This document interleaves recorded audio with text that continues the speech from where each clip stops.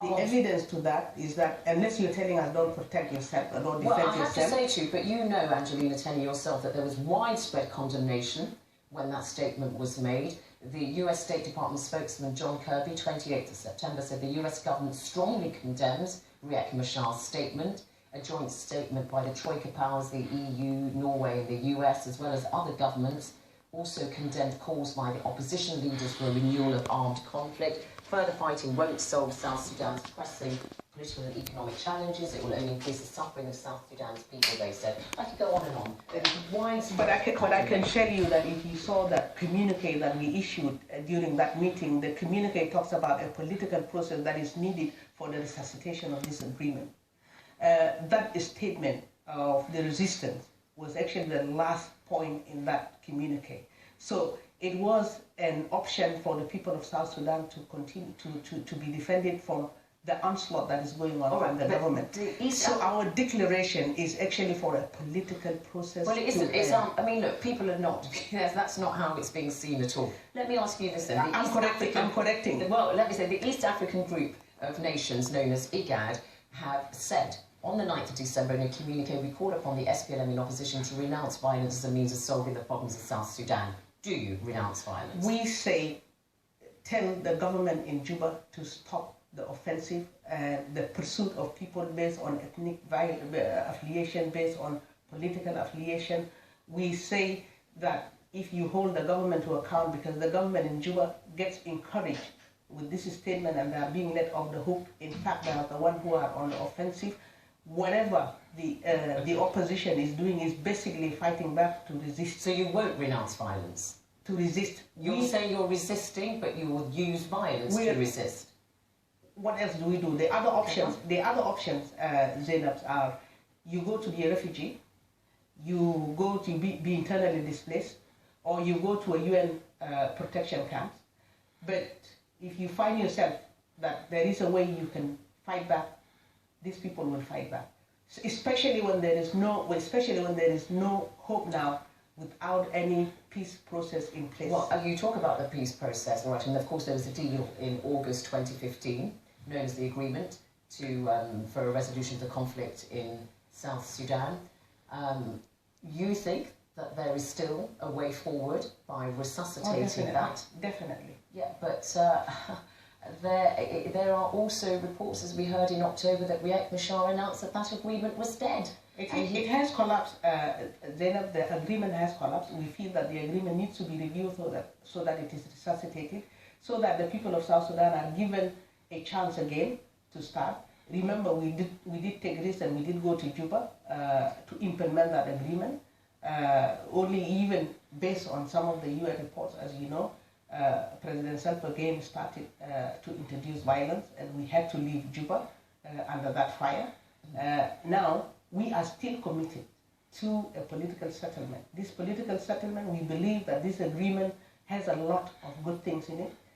It only needs to be revived, it needs to be reviewed, so that we can also embark now on its implementation. But really, you've been marginalised, you've been pushed to the sidelines. The Riek Machar, the leader of the SPLM in opposition, we've seen Taban Deng appointed as a new vice president. The international community have lined up behind him, and President Salva Kiir, rightly or wrongly, is being seen as somebody that the international community can deal with. Festus Mogae, former president of Botswana, who chairs the Joint Monitoring Evaluation Commission, has said, you know, I applaud Salva Kiir's leadership. So you've been written out of the picture.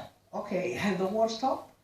Well, the war hasn't stopped. The international community has lined up between Salva Kiir and his new deputy, Taban Deng, who's from the Nuer tribe, as you are. Zainab, you just spoke about a genocide looming. This is a report by the UN. If that government was doing something that was good for the country, definitely there would be no report talking of genocide in the country. So, in a nutshell, the peace agreement has collapsed. There is no agreement in place. The government continues to pursue its scorched earth policy for targeting civilians, for targeting those that are of dissenting voices. Now, the war has even escalated even more. So, if the international community believes, and President Salva Kiir believes, that by having Taban Deng as his deputy, replacing the person appointed by the government, would bring peace.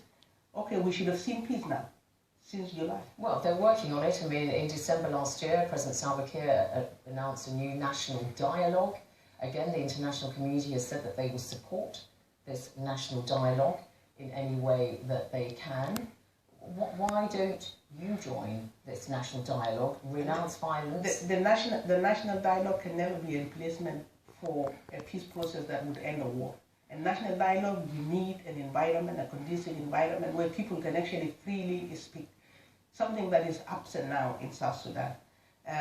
For you to join a national dialogue, you first of all must create the environment whereby you have that space for everybody to be able to express themselves. And this is what we are saying.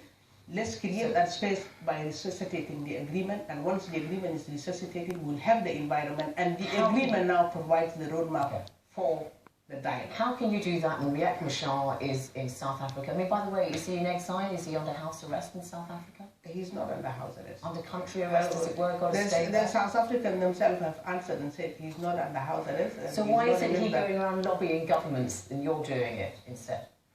Because I'm a member of the movement. Remember, I negotiated our security arrangement. But can he move around? He can move. Is he going to go back to South Sudan, not to Juba? Definitely, South Sudan is home. Definitely, South Sudan is home. But I really want to go back to his national dialogue. Oh, definitely, he will go back. Definitely. Does he still think he's vice president? He's not vice president because there's no transitional government of national unity in place. The government in Juba is a regime. Since the agreement has collapsed, that leaves you with a regime that he's not part of. Finally, in the last few seconds, a senior African statesman who's very aware of what's going on in South Sudan has told me that South Sudan will know no peace until both Salva Kiir and Riek Machar quit the scene. He's right, isn't he? He's not right. He's not right. He's not right. Because we as an opposition, we offer an alternative. We have a program in place that we believe we actually can transform that country and move it to the next level. We know that President Salva Kiir cannot do that because he has been given many opportunities. We try even to do it with him. We even introduced before the outbreak of the 2013 crisis a process of national reconciliation that would allow the South Sudanese people to actually move on. President Salva abrogated it. Angelina Teny, got to leave it there. Thank you very much indeed for coming on HARDtalk. Thank you, Angelina.